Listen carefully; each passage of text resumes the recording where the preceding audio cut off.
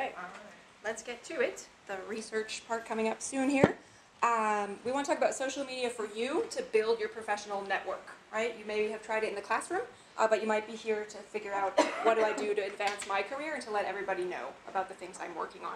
So I've got 4 quick things. You can create a digital bulletin board, those things that used to hang in the hallway by that place that used to have a water cooler, right? Connect and congratulate, find opportunities to learn, and then build relationships, okay? Digital bulletin board, just what it sounds like.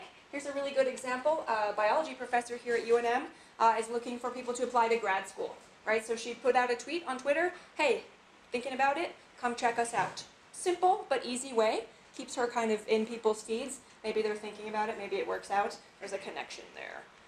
Another biology professor here had a paper accepted. Great.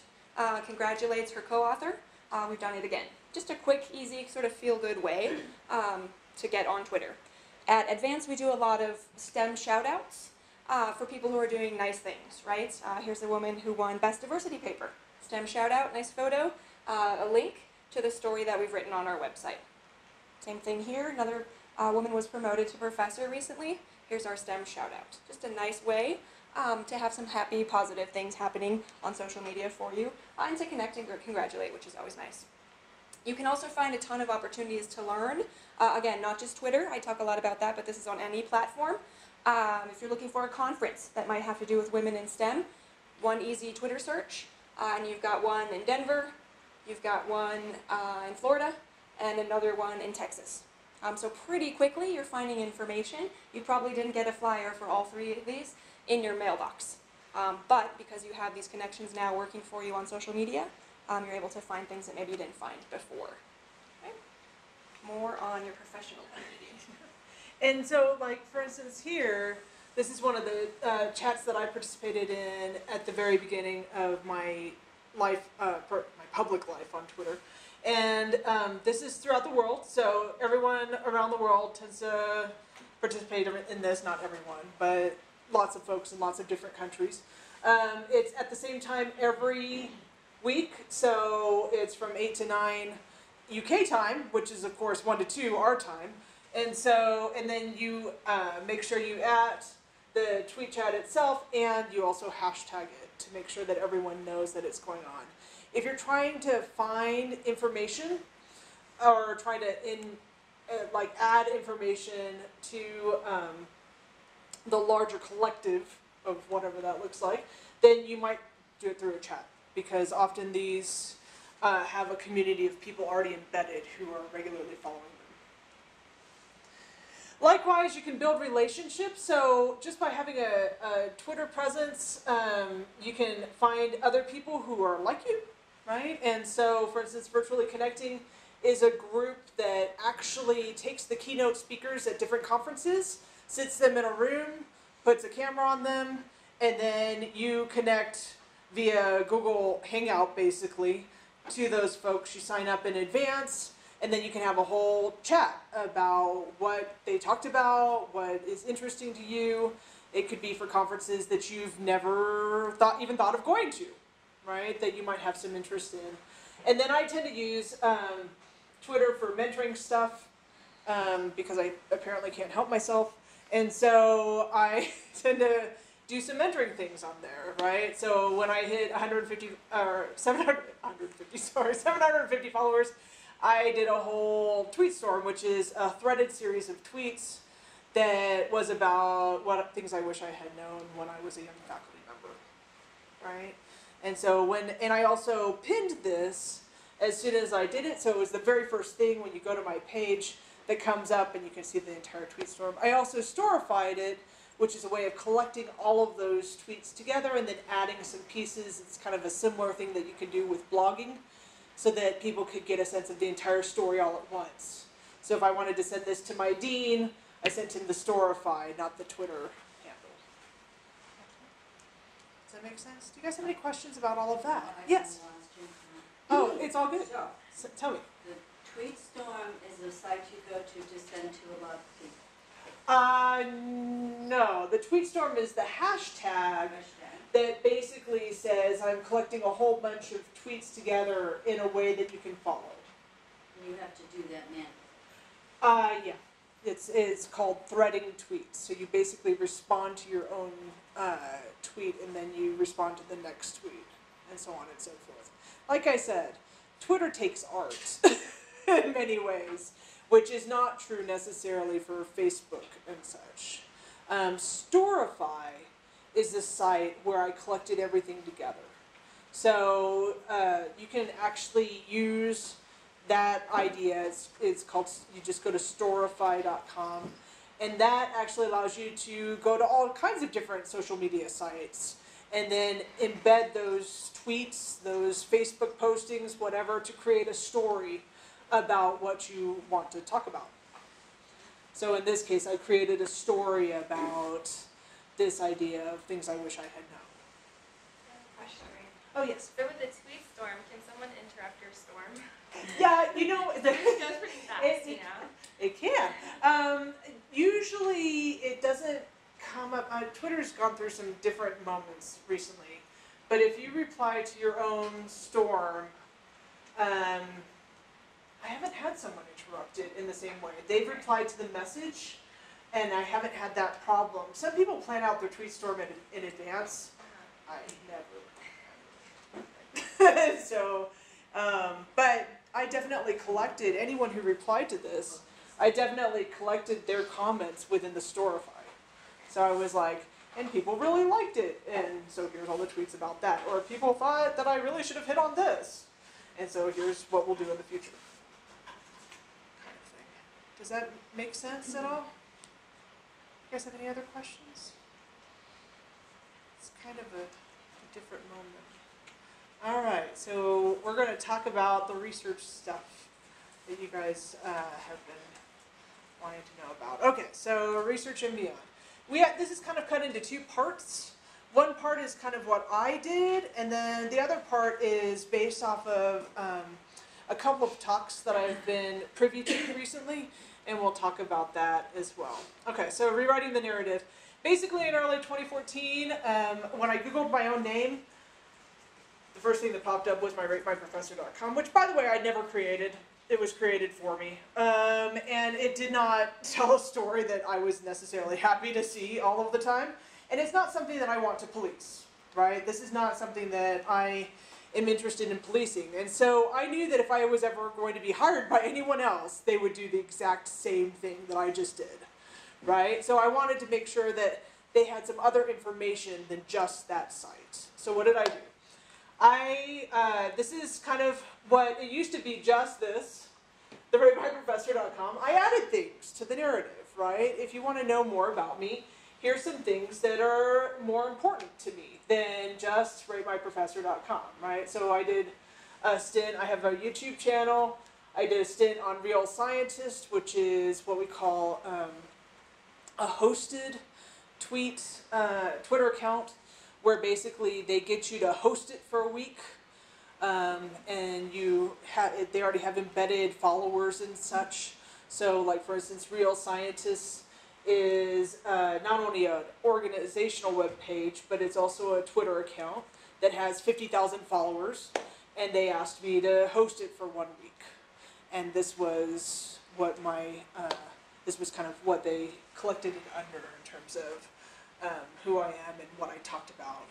The LinkedIn profile was important to me. I wanted that to be there as well, and maybe some other things. So I did a AAAS blog as well. So these were all things that I became part of because I was on Twitter, and I was in a place of wanting to say yes to things that were asked of me. Okay.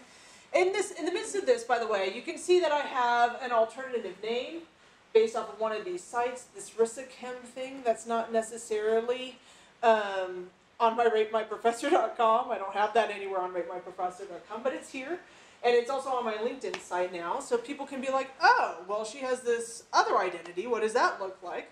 Well, that has all kinds of other things as well, too, right? So I have a Twitter account under that. I have Instagram. I have a blog, so on and so forth, and this public Facebook site as well. So then you start to see a different picture of who I am based off of my teaching and who I want to be as a professional out in the world. So what social media platforms did I join? I joined Twitter, which is the microblogging land of ats and hashtags, right? So in terms of that, I chose, by the way, profile picture. I was going to say this at the time, but the profile picture I chose was based off of people being able to delete. It's not necessarily a professional picture. I have professional pictures, but people were like, "You're all gussied up for those. I can't look, walk right by you and say, hey, that's who you are." Right? So I chose something that was super recognizable in terms of who I am. And then, I have some other pieces on here as well. I joined WordPress. I had originally had a personal blog that was private. That's what this was. It's now public. And then I did a blog that was connected with my other identity, right? This Twitter identity. So Rissa Kim, the blog, was formed to talk about professional things instead of personal things.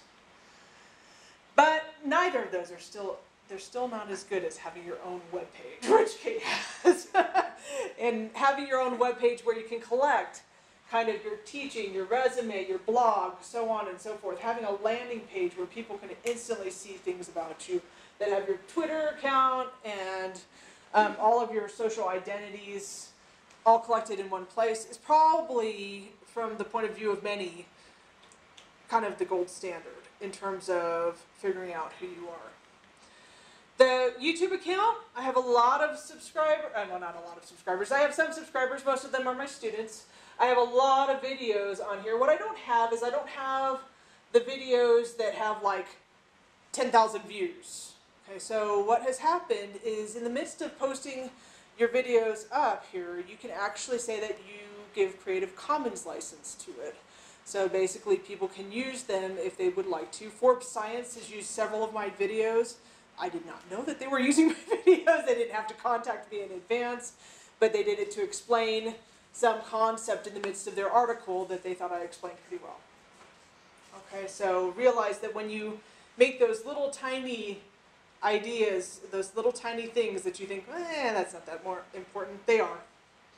And they will come back in some way, shape, or form.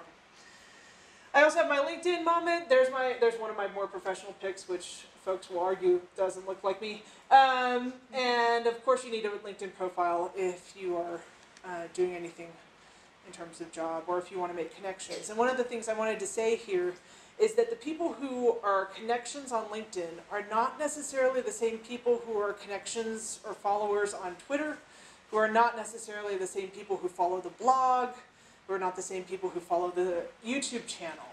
So if you're like on the job market or something along those lines, you really actually have to advertise that in every single place you are. Okay, you have an identity. Okay, and then do you guys have any questions about all of that? I'm rewriting the narrative before I go on. Okay, the research in social media. So Anthony Williams, the reason why we're using a lot of things from him is because he is, for those of you who are chemistry oriented at all, he was the guy who made ChemSpider, which is this huge database.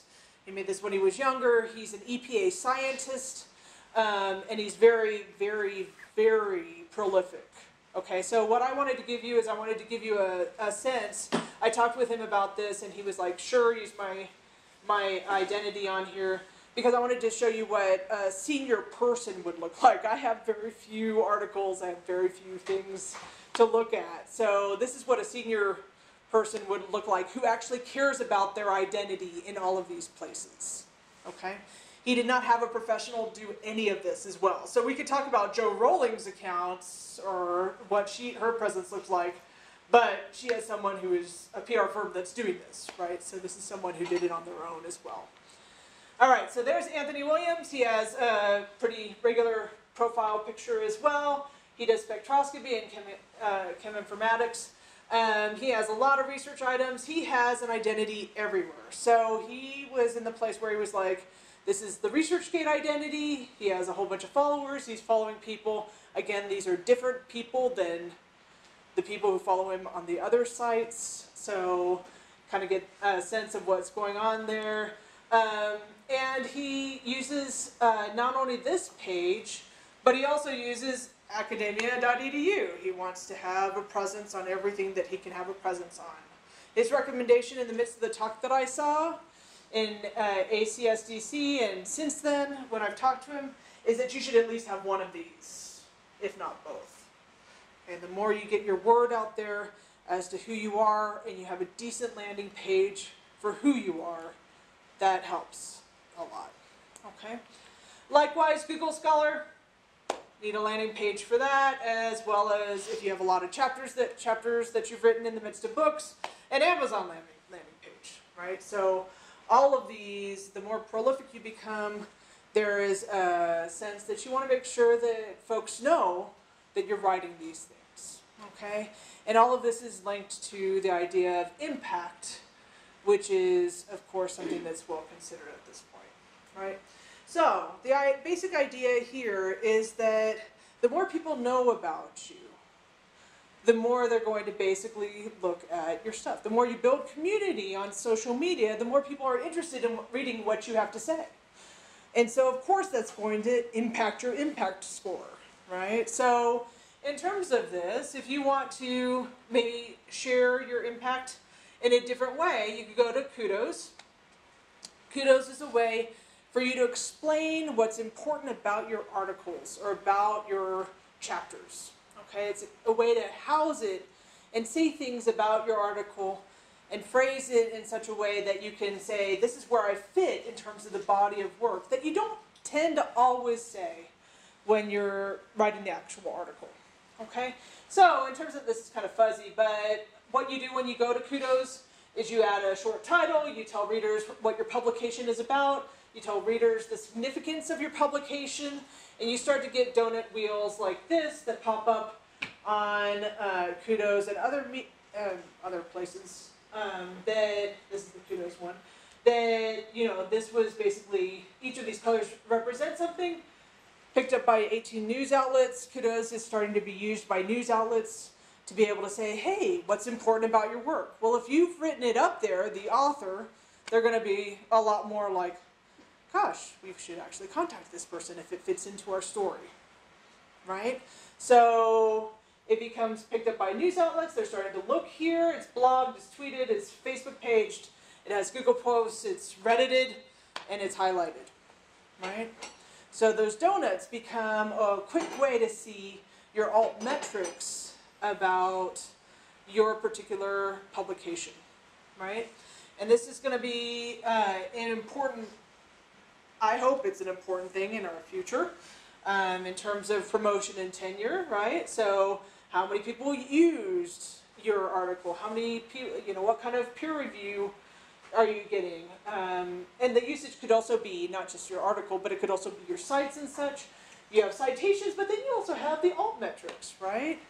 How many folks are using your article or your blog or your whatever in a way that is informing the larger public?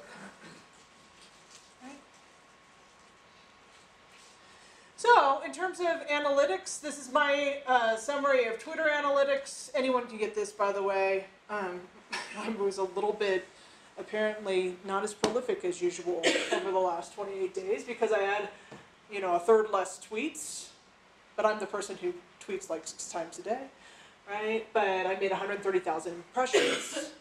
I have, you know, 1,600 people coming to my Twitter feed to see who I'm about, and so on and so forth. Okay, so a quick way to see that maybe I'm having an impact.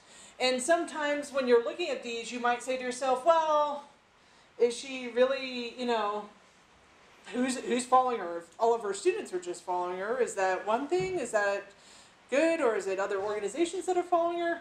You can also see those fairly quickly from your Twitter analytics, right? So in terms of impact, remember that indeed you can use these social media accounts, especially if you're using them publicly. This is just about Twitter, but it happens with all social media accounts. That you can start to increase the number of people who know about what you're doing. And that inevitably is going to help with them reading anything that you put out there, anything that you are trying to be interested in, and so on and so forth, right? The vast majority of people on Twitter were awarded doctorates less than 5 years ago, right? Out of the people, I really like this one. The number of Twitter followers for, this is a scientist group, we're non-scientists, so you're actually putting your word out to people who might be interested in this, but not necessarily your peer group. Right?